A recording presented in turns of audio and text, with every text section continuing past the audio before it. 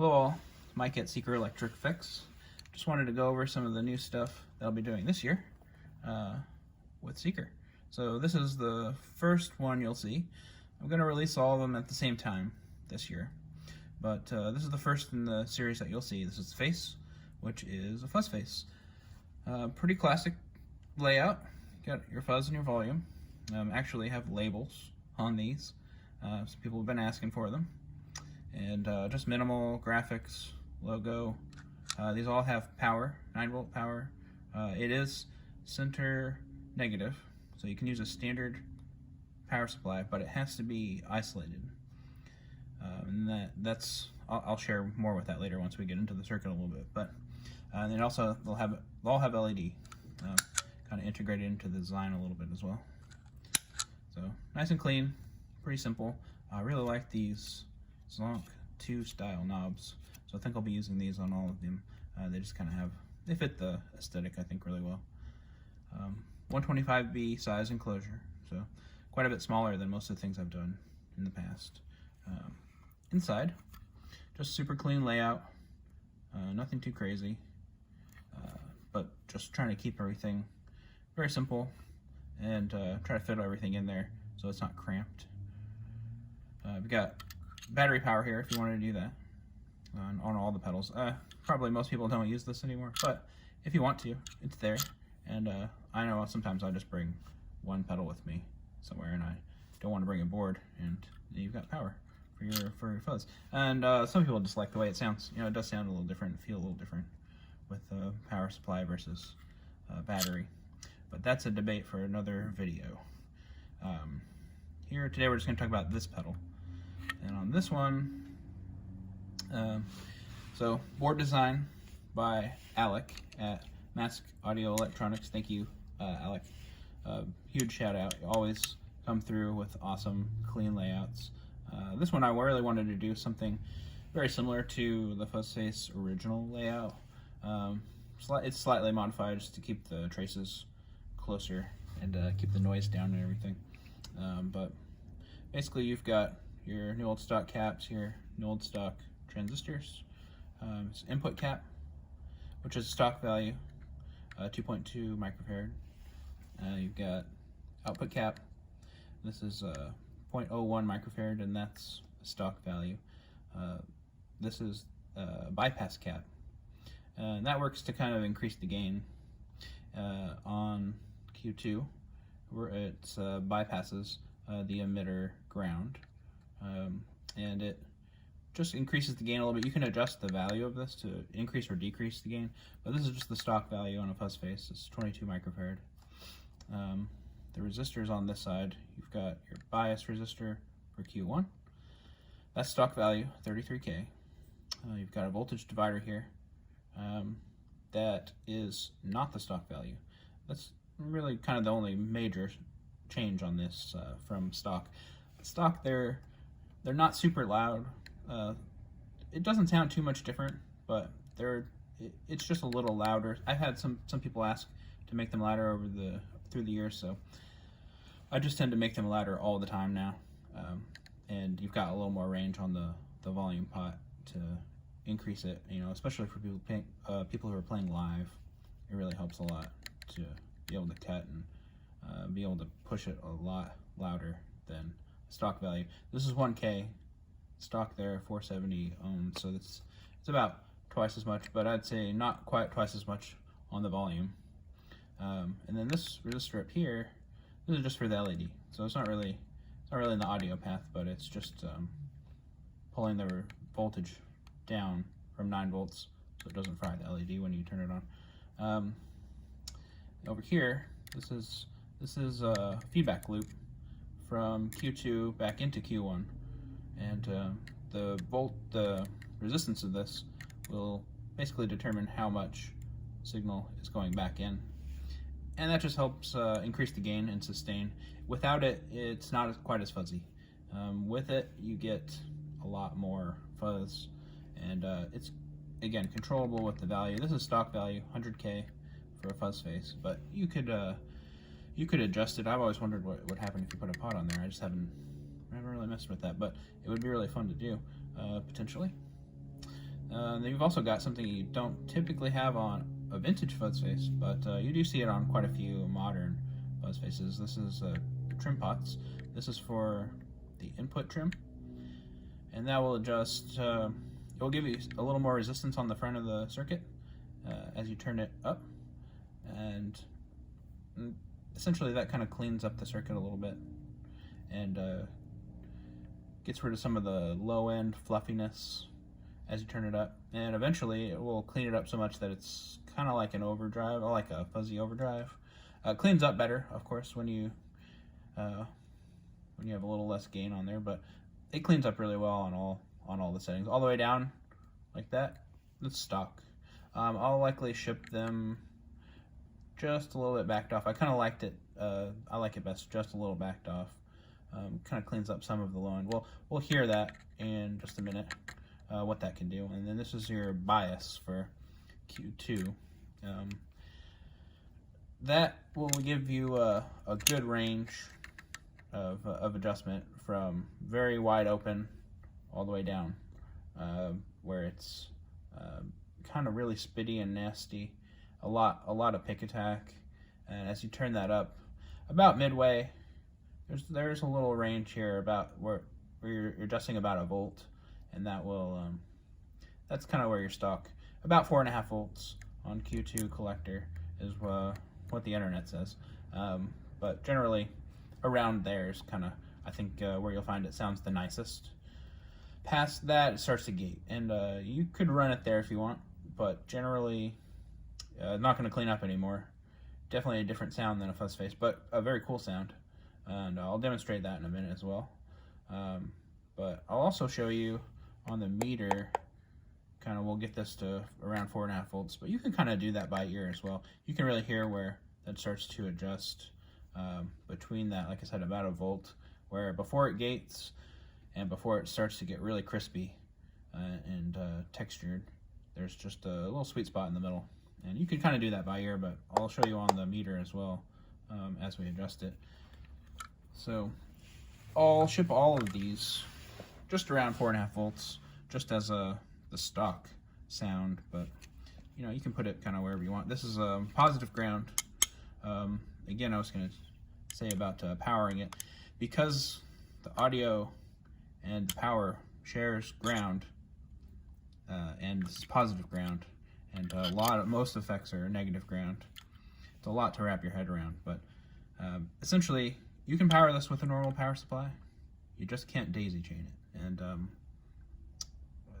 that's really all there is. You could run all the voltage inverters and everything on the board. You could even put one on the bottom of the board.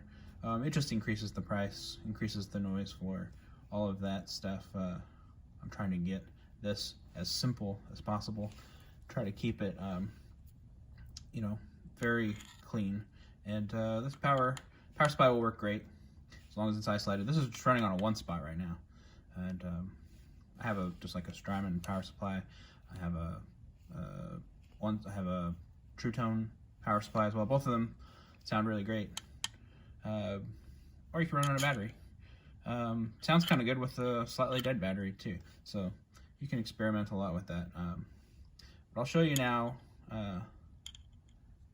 as far as biasing, how to do that with your meter, if you have one. If you don't, you can kind of, like I said, you can do this by ear, but I will ship these around 4.5 volts, so you won't have to do anything. You can just plug it in and play it, but if it sounds a little off one day, you might pull this out.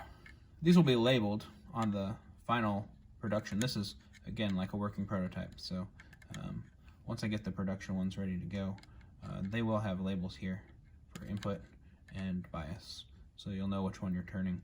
But when you hear it and you plug it in and do that, you'll be able to tell. So I've got my meter here. I'm gonna set it DC volts in the right range. Just 20 volts will give me somewhere in the 9 volt range. Collector is on this far end here. So right now, as I turn that, 1.68 volts. I'm just going to turn it up, or sorry, turn it down to turn it up. and get somewhere in the neighborhood of 4.5 volts. You probably won't hear the difference between 4.16 and 4.5, but you might. You can, you know, it's a very fine-tuned adjustment, but you can really get it exactly where you want it to be with that. Or again, you could just leave it where I set it stock.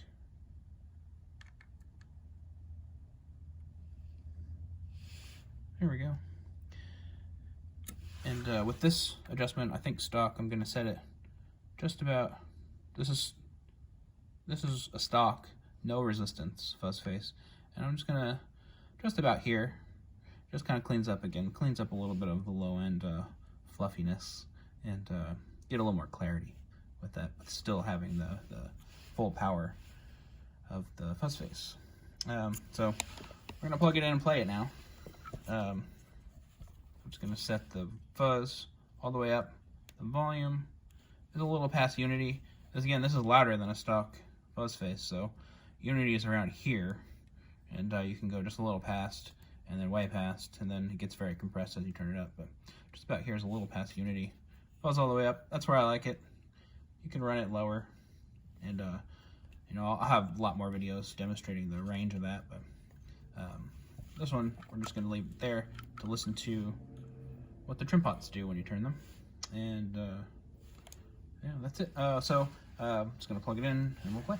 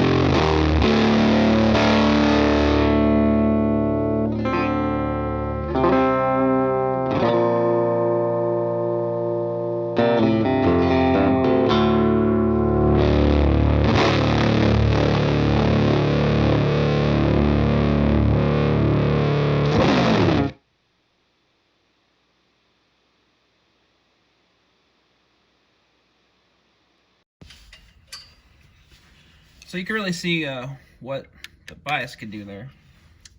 Lots of options for texture, should you decide, but this is taken straight off of the truth model that I do, so the bias on that, you've got external. But on this one, it's just internal, just to keep it simple, to keep it real classic, give you kind of what you would expect a FuzzFace to do, but you've got a little user adjustment there. Pretty easy, like I said, to dial it in to stock, but they'll ship just like around 4.5 volts, pretty much like a stock setup. And then you've got the input trim, and that, again, you could kind of hear really cleaned everything up a little bit, almost like a fuzzy overdrive as it's all the way up, but all the way down, you've got your stock FuzzFace again, should you want that. And they'll ship just a little bit turned down, just a little bit. Yeah, that's pretty much it on this one. These should be pretty soon. I think the end of this month, end of January into February, I'll start doing pre-orders. And on those, I'm going to do a 10% off for all the pre-orders only. If you pre-order it, you get 10% off on these. Pricing should be just about the same as my Signature Series pedals in the same lineup. So single transistor, 2 transistor, 3 transistors. Pricing is kind of goes up in $25-ish increments as they get a little more complex. And as they're simpler, they're a little less costly to make. So anyway, this one, Face, should be very soon available. But just wanted to give you a little bit of a rundown on this and let you know what was going on with the pedal. Should you be interested in that. If you wanted me to do more of these, let me know in the comments, or let me know on Instagram. I'll try to post that link on there as well to get you here. And I can do more. I'll probably do at least more on all of the models, which there are 5 of. I'll probably do more as these come out, and I get some more working prototypes. More news on that as well soon. Anyway, thanks for watching, and I'll talk to you later. See ya.